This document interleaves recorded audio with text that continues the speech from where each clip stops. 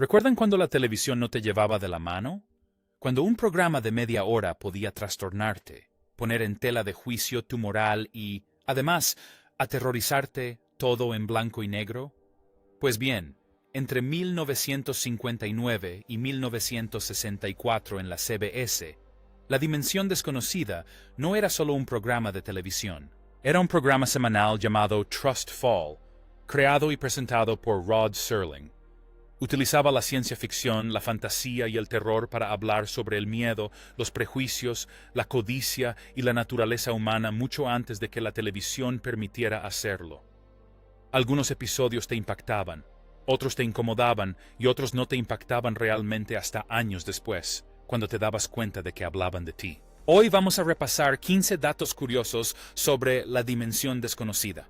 Desde los accidentes tras bambalinas que dieron forma a la serie hasta los riesgos creativos que casi la hacen desaparecer, pasando por los detalles sutiles que revolucionaron la cultura pop para siempre. Y créanos, no creerán lo que sucede en el número 1. Así que, si les encanta la televisión clásica, las repeticiones nocturnas y las historias que aún nos tocan la fibra sensible, denle like al video. Suscríbanse al canal y acompáñennos a otra dimensión. El programa existía porque los censores eran unos idiotas.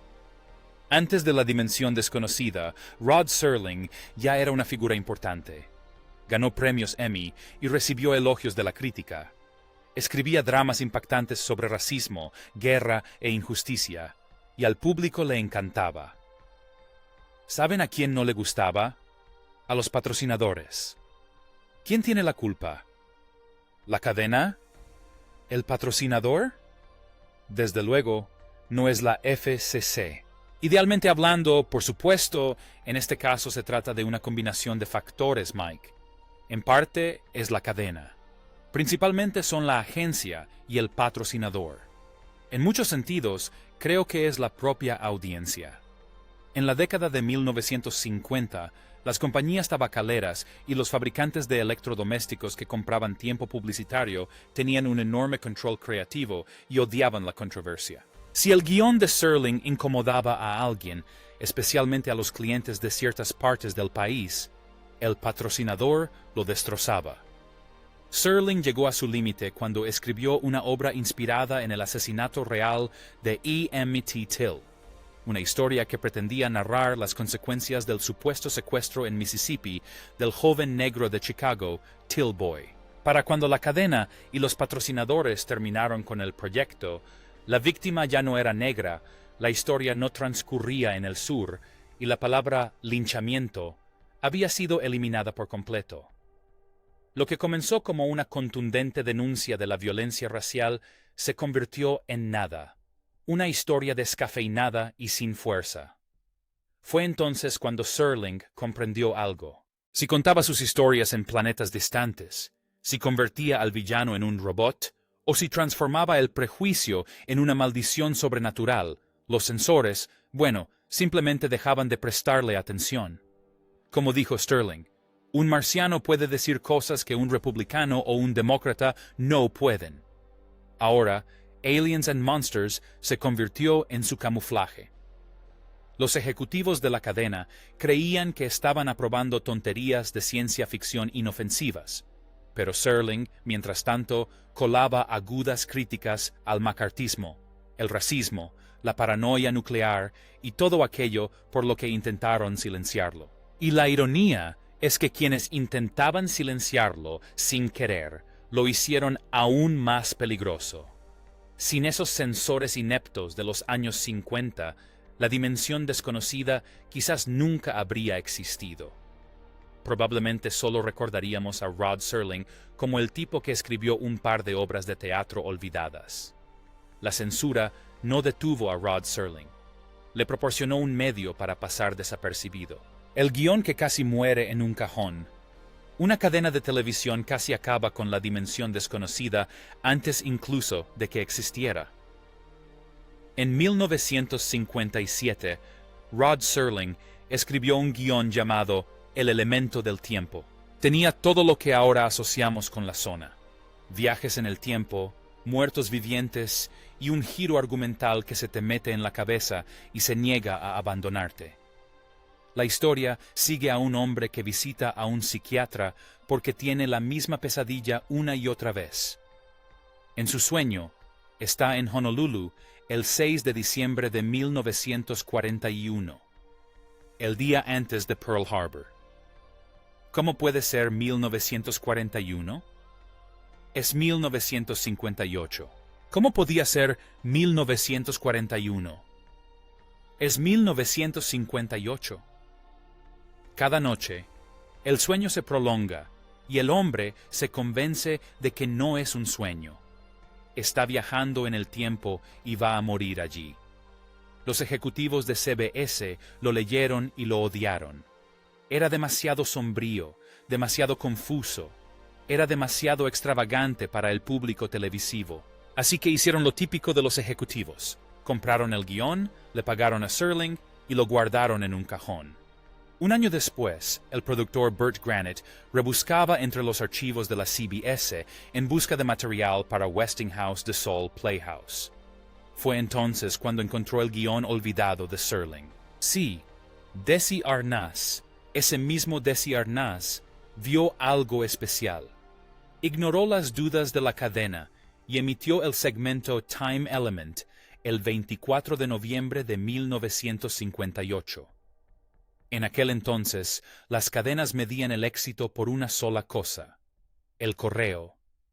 Y tras la emisión de Time Element, la sala de correo de la CBS se vio desbordada. Llegaron miles de cartas. Los espectadores no solo dijeron que les había gustado, sino que les había impactado profundamente.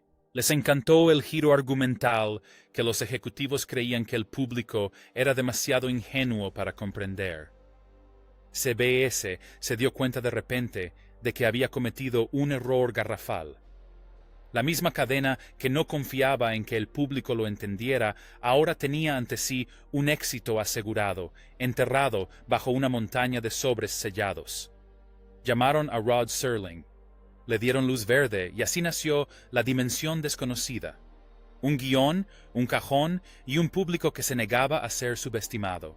El narrador que nadie quería, ni siquiera él mismo. Lo más aterrador de la televisión no era un monstruo. Era el tipo que explicaba con calma lo que estabas a punto de ver. Cuando se desarrolló por primera vez La Dimensión Desconocida, Rod Serling no planeaba ser el narrador. Un programa aséptico, rígidamente aceptable, por eso no tenía ninguna relación con lo que habíamos pretendido decir inicialmente. Quería una voz grande y resonante, como la de Dios, alguien teatral, alguien legendario. Incluso contactaron con Orson Welles, uno de mis favoritos, el mismo que causó pánico nacional con La Guerra de los Mundos. ¿El problema? Welles pedía demasiado dinero. Otros actores de doblaje sonaban demasiado pulidos, demasiado alocutor, demasiado cursis, como de película de terror. A medida que se acercaba la fecha límite para la primera temporada, las demás opciones se esfumaron y Serling, a regañadientes, se ofreció a intentarlo él mismo. No se veía a sí mismo como un artista, creía que se veía rígido ante la cámara. Y ahora, señor Serling, esto puede parecerle un callejón lúgubre, oscuro y mugriento más de los innumerables rincones oscuros que se esconden de las calles principales. En realidad, es el dominio privado de duendes y elfos, y es el escenario del próximo episodio de La Dimensión Desconocida. Pensó que su voz sonaba demasiado cortante, pero no había nadie más. Así que Serling se puso delante de la cámara y no actuó en absoluto. Simplemente se quedó allí de pie, a veces apoyado en el decorado, mirando fijamente al objetivo, tranquilo, distante, como un periodista cansado que ya sabía cómo iba a terminar la historia y que, aún así, sentía un poco de lástima por el espectador. Esa fría presencia de cine negro se volvió inseparable de la serie. Y luego estaba el cigarrillo. No era un simple accesorio, era un órgano. Serling era un fumador empedernido. Y en muchas de esas introducciones, el cigarrillo está ahí mismo. El humo se enrosca en la pantalla mientras explica que acabas de cruzar a otra dimensión. ese tono áspero en su voz, no era actuación, era simplemente la nicotina. En la primera temporada, Serling narraba principalmente fuera de cámara, pero su papel frente a las cámaras se fue ampliando a medida que avanzaba la serie, y al público le encantó. El hombre que creía que no tenía cabida en la pantalla se convirtió en el rostro de La Dimensión Desconocida. La canción principal, ya sabes, no era la original. La Dimensión Desconocida no siempre sonó como La Dimensión Desconocida. Para la primera temporada, Rod Serling se puso en alerta máxima. Contrató a Bernard Herrmann, el compositor habitual de Alfred Hitchcock, y el hombre detrás de los violines estridentes y el psicópata. Ya sabes, esa misma. El tema original de Herrmann era elegante, orquestal e inquietante. Parecía un clásico thriller de Hollywood. Era inteligente. Tenía un ambiente sombrío y sofisticado. Y, sinceramente, era demasiado elegante. No se te quedaba grabada en la cabeza. No te ponía los pelos de punta y desde luego no sonaba como algo que tararearías en un patio de recreo cuando ocurre algo raro. Cuando llegó la segunda temporada, los productores querían algo más extraño, algo más transgresor, algo que sonara menos a banda sonora y más a pura ansiedad. Así que recurrieron al compositor francés Mario Constone. Y aquí viene lo sorprendente. Constone no compuso el tema de La Dimensión Desconocida como una canción. Había grabado varias piezas musicales experimentales cortas para una biblioteca. Los productores tomaron dos de ellas, It Range 3 y Milu 2, y literalmente las unieron. 4 notas de guitarra, un ritmo nervioso de bongos. Era experimental. Era una instrumentación casi alienígena. No estaba pulida. Era bastante irregular y, a la vez, perfecta. Esa pequeña y desordenada mezcla se convirtió en uno de los sonidos más reconocibles de la historia de la televisión. Esas 4 notas son una señal inequívoca de que algo anda muy mal. Ni siquiera necesitas la imagen. Tu cerebro simplemente completa el resto. Y aquí viene lo sorprendente. Mario Constantin, el hombre detrás de uno de los temas más famosos de la historia de la televisión, ni siquiera se dio cuenta de lo que había creado. Vivía en Francia y nunca vio La Dimensión Desconocida mientras se emitía. Solo se dio cuenta años después, cuando los cheques por derechos de autor aumentaron considerablemente. El sonido más inquietante de la televisión, bueno, eso fue un accidente. Antes de convertirse en leyendas, se desataban en blanco y negro.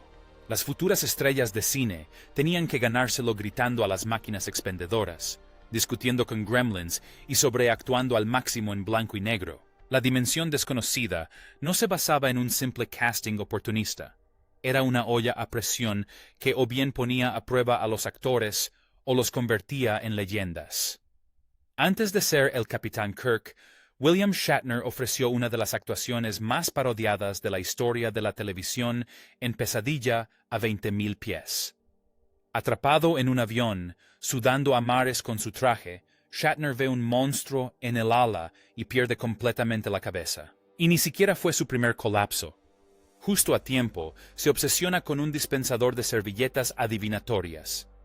Entre la máquina con cabeza de demonio y el duende del avión, Shatner pasó principios de los 60 siendo torturado psicológicamente por objetos inanimados. Y luego está Burt Reynolds, antes del bigote, antes de la arrogancia. En The Bard, Reynolds interpreta a un actor que hace una parodia dolorosamente precisa del estilo de actuación de método de Marlon Brando. Los murmullos, la postura encorvada, la camiseta que dejaba ver que incluso entonces Burt tenía ese guiño inconfundible.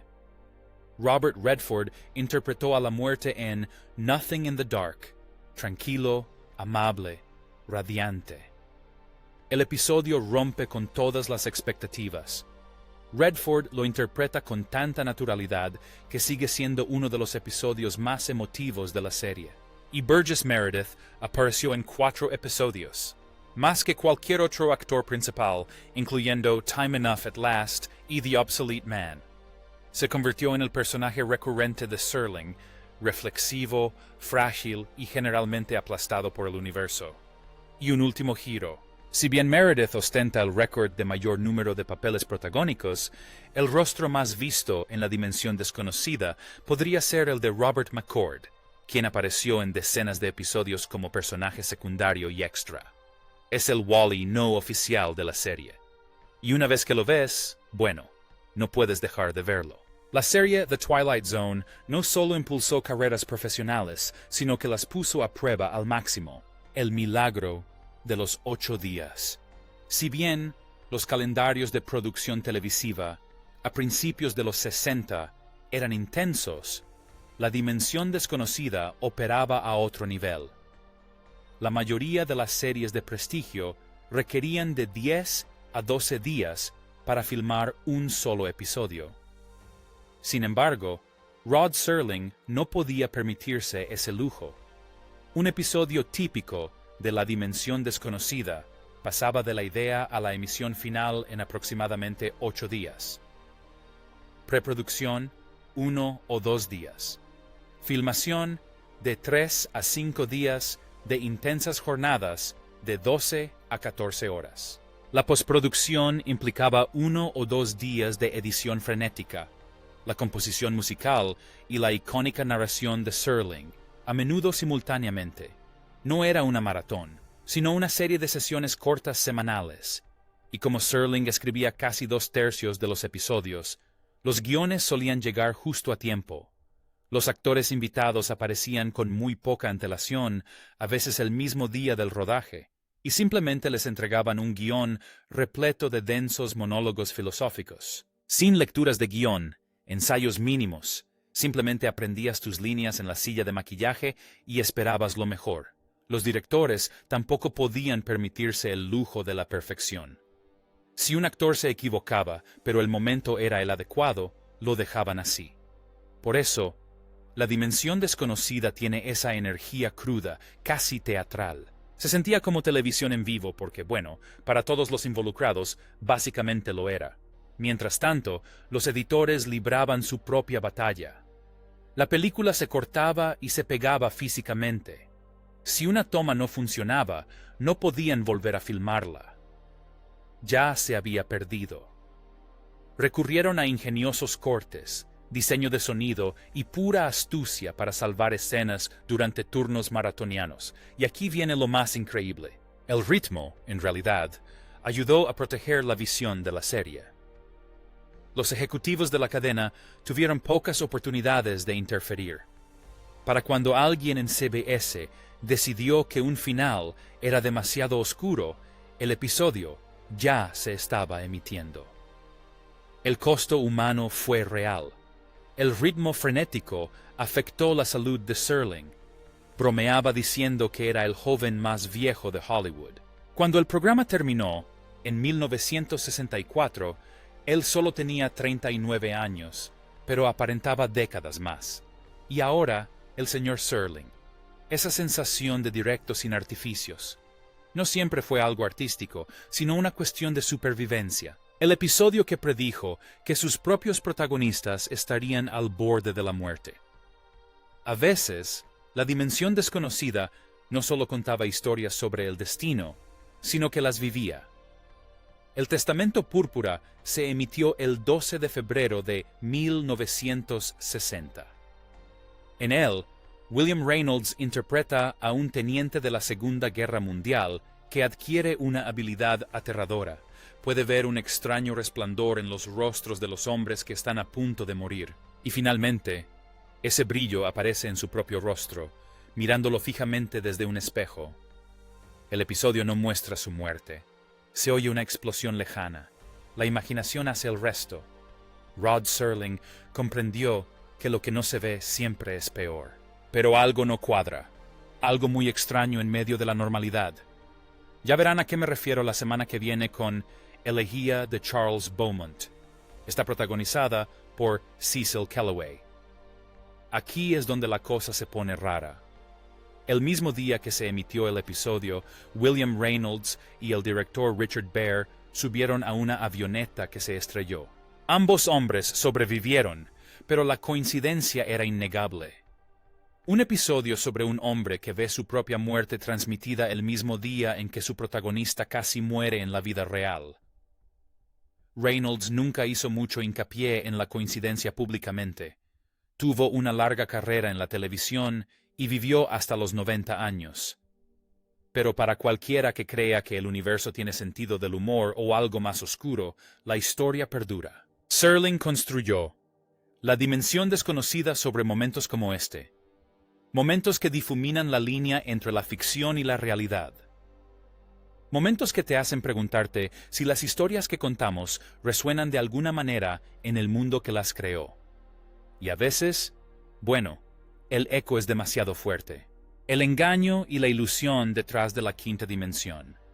La dimensión desconocida saltó de la Guerra de la Independencia al año 3000. A veces, en semanas consecutivas, la producción no tenía el presupuesto para construir todo desde cero, así que no lo hicieron.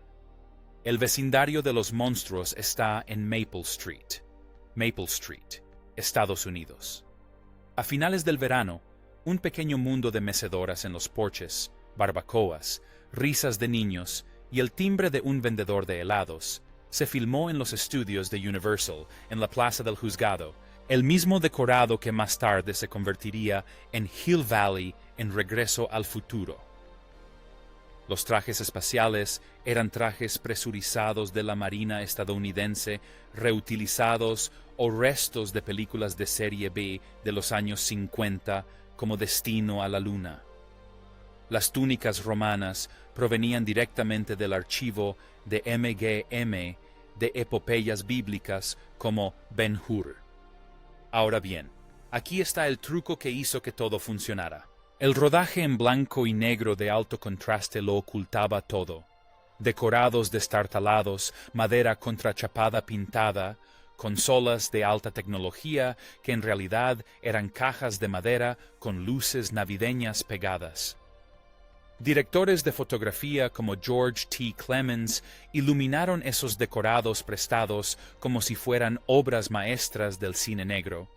Y el resultado, un episodio de televisión de $50,000 que parecía una película de gran presupuesto. Y entonces la CBS casi lo arruina. En 1960, la cadena decidió que el programa era demasiado caro. Así que su solución fue el video, la misma tecnología que se usaba para los concursos y los informativos de la noche. 6 episodios recibieron este tratamiento, incluyendo Night of the Meek, el episodio de Papá Noel con Art Carney. En el momento en que se emitieron esos episodios, bueno, el hechizo se rompió. El cine tenía profundidad, sombras, textura. El vídeo no tenía nada de eso. Todo estaba brillantemente iluminado, era plano, duro. En lugar de una pesadilla parecía una telenovela. La dimensión desconocida ya no se sentía como la quinta dimensión. Parecía televisión local de acceso restringido. El experimento fue tan impopular que la CBS volvió discretamente al formato de película y nunca más lo intentó. Durante años, esos episodios grabados en vídeo incluso fueron excluidos de la sindicación porque no encajaban con el resto de la serie. Incluso de niños, cambiando de canal a las 2 de la madrugada, podíamos sentirlo. Los episodios en video no parecían repeticiones. Simplemente parecían impostores. Sterling demostró que no se necesitaban mundos nuevos, solo las sombras adecuadas para convertir los familiares en pesadillas. Un momento. Si la dimensión desconocida formó parte de tu infancia nocturna, cambiando de canal, con las luces apagadas y el volumen bajo, suscríbete. Hacemos análisis a fondo como este todas las semanas. ¿Qué episodio te impactó más? ¿El duende del avión? ¿Los vasos rotos? A mí sí. Cuéntanos. Bueno, volvamos a lo nuestro. La toma más cara en la historia de la dimensión desconocida.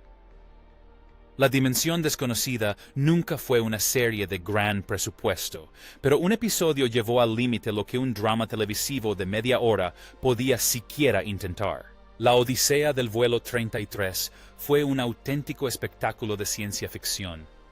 Un Boeing 707 viaja a través del tiempo. Primero regresa a la era de los dinosaurios. Luego avanza hasta la ciudad de Nueva York de 1939. Sobre el papel, parecía imposible para la televisión, y casi lo fue. Un episodio típico de La Dimensión Desconocida costaba unos $50,000. Eso cubría decorados nuevos, actores nuevos, todo nuevo. No había una locación fija ni un elenco regular al que recurrir. El formato de antología implicaba empezar de cero cada vez. Pero el vuelo 33 necesitaba más. Un decorado de cabina de diseño, imágenes aéreas de archivo y una toma que se convertiría en la pieza de metraje más cara jamás producida por la serie. Un dinosaurio en stop motion. El brontosaurio. No era para La Dimensión Desconocida. Fue tomado prestado de la película Dinosaurus de 1960. Aún así, ese breve momento prehistórico costó unos $2,500 para un programa que apenas tenía presupuesto. En serio, era dinero de verdad. El productor Buck H. Houghton recordó más tarde que el departamento de negocios de la CBS tenía preguntas incómodas sobre el costo. Para un programa de televisión de media hora, ese tipo de escrutinio era raro y bastante incómodo. Pero aquí está la clave de La Dimensión Desconocida. Sus episodios más queridos no eran los ambiciosos, sino los más sencillos. El Sol de Medianoche utilizó solo un apartamento y 2 actrices para representar el fin del mundo. Tiempo suficiente al final era prácticamente un monólogo. Estos episodios no necesitaban espectáculo. Tenían ideas, y las ideas son lo que la gente recuerda décadas después. Los cristales rotos, los cuadros derretidos, las escaleras vacías de la biblioteca. Eso es lo que perdura, no el dinosaurio. ¿Por qué se llama La Dimensión Desconocida? El título de la serie no era una simple expresión poética. Entre los pilotos, la zona crepuscular era una frase informal, una advertencia sobre una situación realmente peligrosa. Durante los aterrizajes al anochecer, al amanecer o con niebla densa, los pilotos perdían por completo el horizonte. El cielo y la tierra se fundían en un mismo tono de gris. Sin esa línea de visión, el oído interno les engañaba. Los pilotos sentían que ascendían cuando en realidad estaban descendiendo. Ese momento de incertidumbre, cuando nada parece estar mal, pero todo lo está, era lo que muchos pilotos llamaban la zona crepuscular. El problema es, sencillamente, que el avión va demasiado rápido y no hay nada, ni en el plano del conocimiento, ni en el de la lógica, que pueda explicarlo. Sin que los pasajeros ni la tripulación lo sepan, este avión se dirige hacia una región inexplorada, muy alejada de las rutas comerciales. Rod Serling conocía este temor a la perfección.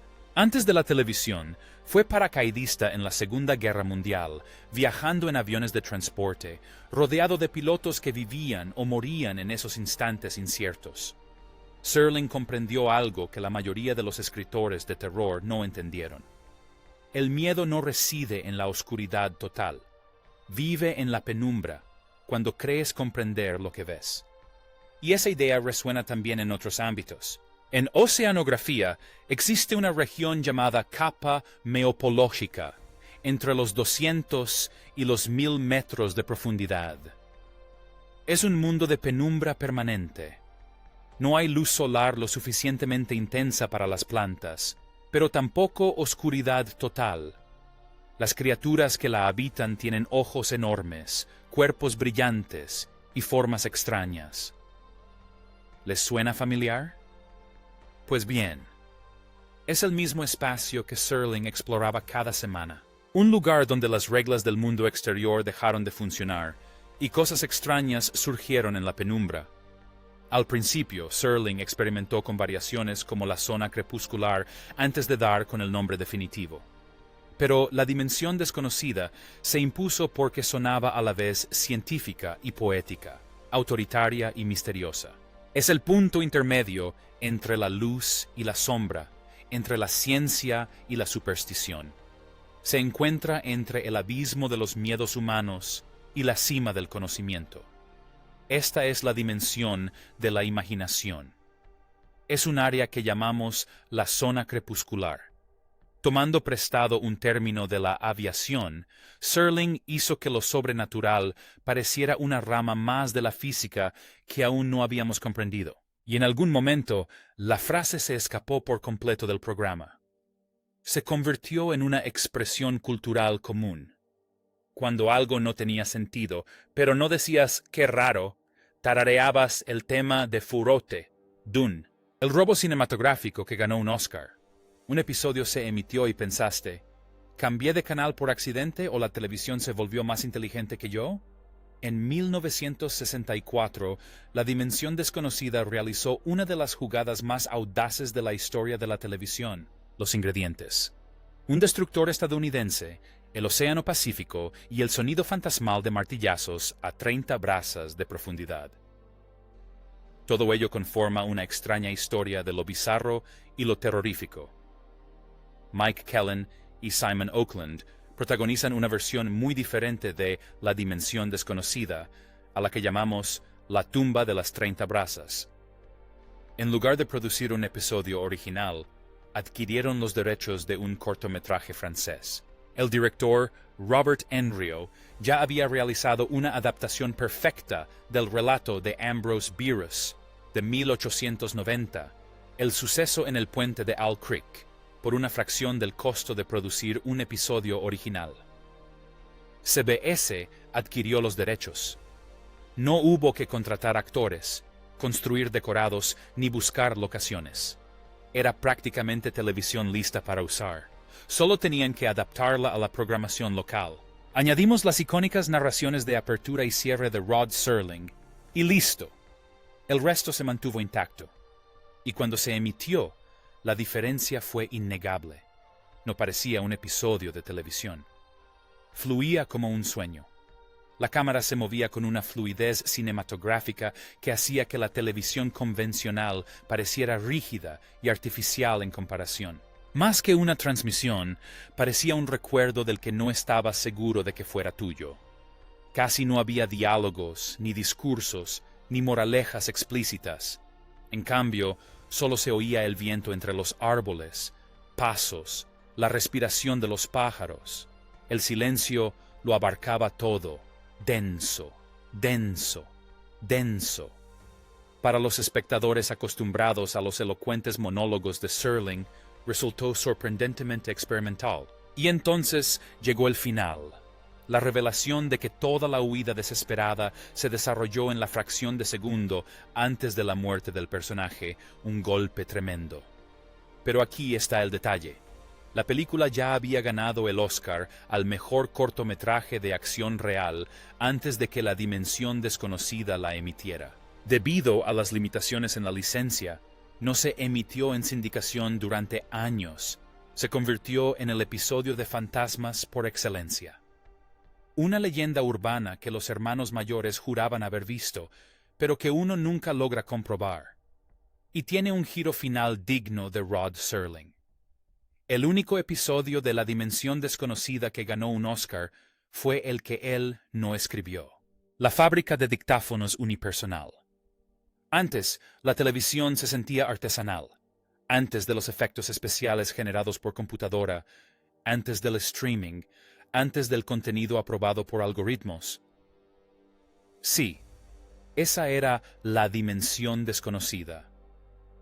Y la mayor parte provenía de un tipo que paseaba de un lado a otro en su oficina. Rod Serling no era solo el presentador. Era una máquina creativa andante, un cigarrillo en una mano, un vaso de agua en la otra. Caminaba de un lado a otro, dictando cada frase, cada pausa, cada ritmo inquietante en una grabadora.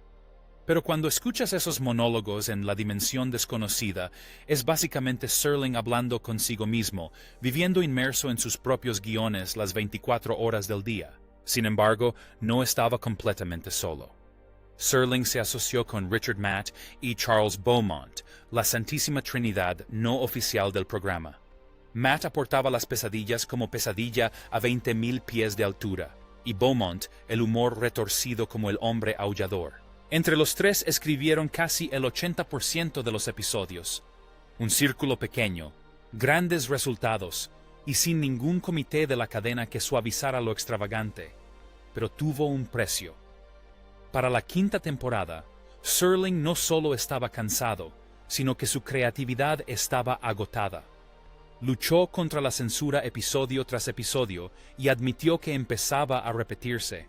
Finalmente, vendió su participación a CBS, convencido de que la serie no duraría. Y luego está la trágica subtrama que parece sacada directamente de la serie. Charles Beaumont enfermó de una misteriosa enfermedad cerebral que lo envejeció prematuramente. Parecía décadas mayor de lo que era, y sus amigos tuvieron que escribirle sus últimos guiones para que pudiera seguir cobrando. La oscuridad de la serie se había infiltrado en la vida real.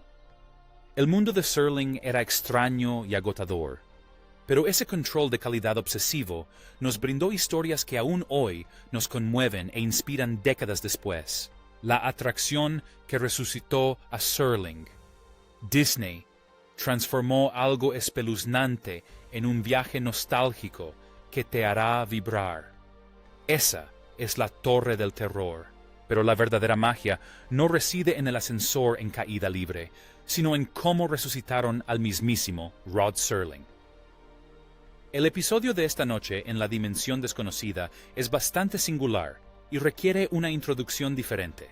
Como podrán reconocer, este es un ascensor de mantenimiento que aún está en funcionamiento, esperándolos. En la introducción, escucharán la voz de Serling presentando la historia. Pero aquí está la cuestión. Parte de eso no es él. Disney contrató al actor de voz Mark Silverman para llenar los huecos. Los ingenieros recurrieron a la vieja escuela, micrófono antiguo, pista óptica, siseo, todo para que las líneas de Silverman se mezclaran a la perfección con las grabaciones de Serling de 1961. Cuando Serling dice, la historia de esta noche en la dimensión desconocida es algo única, y la siguiente línea fluye a la perfección, bueno, estás escuchando un truco digital, y luego está el cigarrillo fantasma. En la grabación original, Serling sostiene un Chesterfield como si fuera parte de su ADN, pero la política de no fumar de Disney hizo que los Imagineers tuvieran que borrarlo digitalmente. Observa atentamente en la biblioteca previa al espectáculo. La mano de Serling está congelada en una extraña forma de C, aferrada al aire para siempre. Es sutil y extraño, y realmente solo los verdaderos fanáticos lo notan. Pero Disney no solo construyó una atracción, construyó un santuario. Escondidos por toda la atracción hay huevos de Pascua que solo los más fanáticos descubrirán. El místico con cabeza de diablo de Nick of Time. Las gafas rotas de Burgess Meredith de Time, Enough at Last. El libro de cocina To Serve Man. Una trompeta solitaria de A Passage for Trumpet. Polvo que puedes tocar. Telarañas importadas de películas de terror. Iluminación noir de alto contraste. No estás subiendo a un ascensor. Estás entrando en un plató de televisión en blanco y negro. Disney no construyó una atracción de hotel. Construyeron un museo de la dimensión desconocida que te deja caer 13 pisos. El gran error de Rod Serling.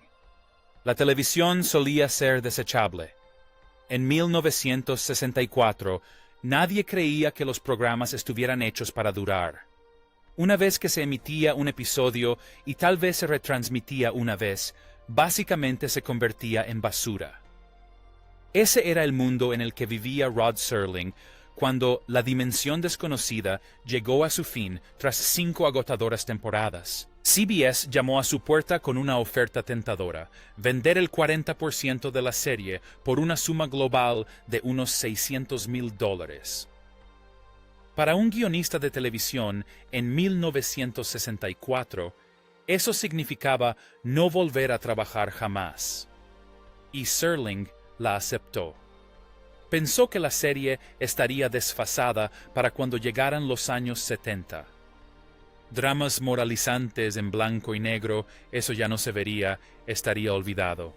A nadie le importaría. Unos años después, todas las emisoras independientes de Estados Unidos necesitaban contenido.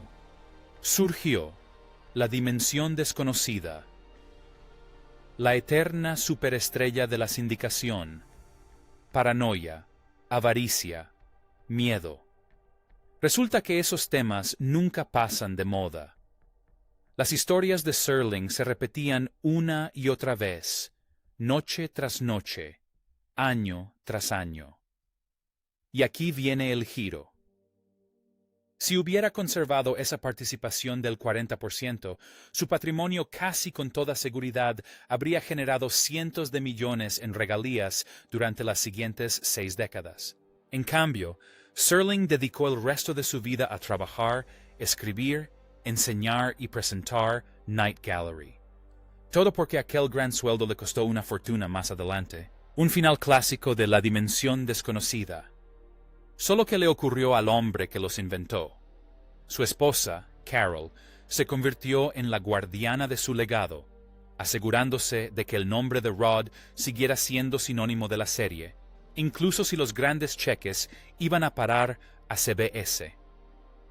El hombre que nos advirtió sobre los giros irónicos del final, y él mismo vivió uno, la espiral infinita que nos absorbía. Antes, los finales de las series te dejaban perplejo. No se limitaban a fundirse a negro y mostrar los créditos. Te dejaban en silencio, preguntándote qué demonios acababa de pasar. Así era la dimensión desconocida, y nada capturó mejor esa sensación que la espiral.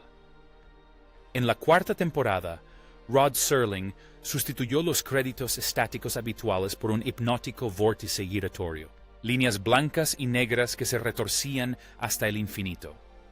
Sin principio ni fin, solo un bucle sin fin que te arrastraba cada vez más hacia la pantalla.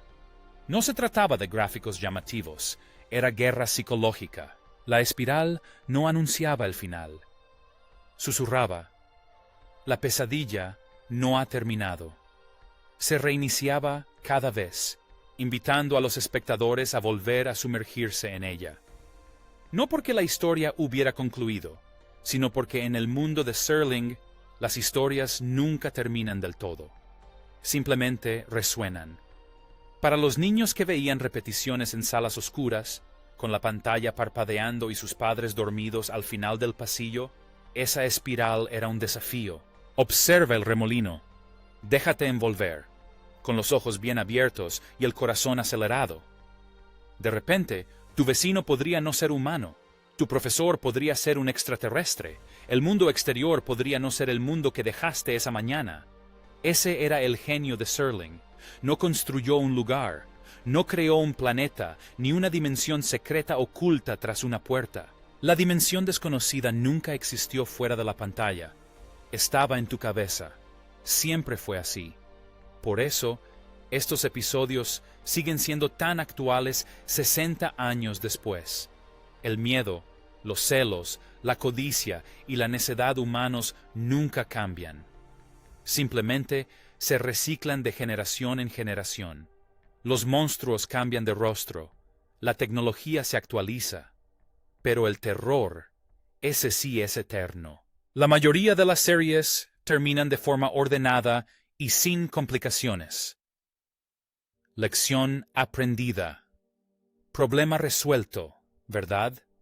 Fundido a negro. Pero la dimensión desconocida se negaba a dejarte escapar. La moraleja no se desvaneció con los créditos, cayó directamente sobre ti. De repente, no solo estabas viendo una historia, vivías las secuelas de uno. El veredicto siempre es tuyo. Esa espiral sigue girando. Y ahora mismo, un adolescente está descubriendo esta serie por primera vez. Quizás en un servicio de streaming, quizás en un DVD polvoriento de la colección de sus padres, pero está a punto de ver Time Enough por fin, o los monstruos llegarán a Maple Street. Y va a sentir ese mismo escalofrío que sentimos nosotros hace décadas, porque la zona no envejece, no caduca, Simplemente espera. Y una vez que entras, nunca sales del todo. Bienvenidos a la dimensión desconocida. Y ahí lo tienen, 15 datos curiosos sobre la dimensión desconocida. Cuéntenos en los comentarios cuál les sorprendió más. Si este video les trajo recuerdos de las repeticiones nocturnas y las antenas de conejo, suscríbanse y compártanlo con algún amigo que todavía vea el maratón de la dimensión desconocida cada Nochevieja.